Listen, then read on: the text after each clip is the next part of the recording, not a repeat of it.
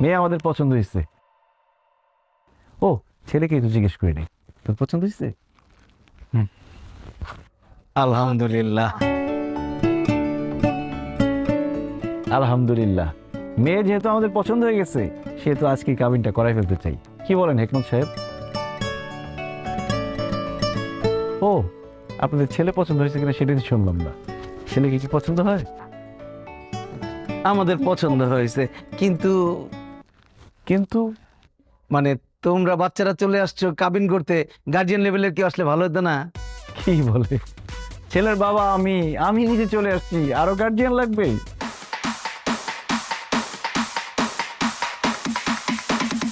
ছেলের বিয়ের জন্য বাবাই তো যথেষ্ট, তাই না হেকমত সাহেব?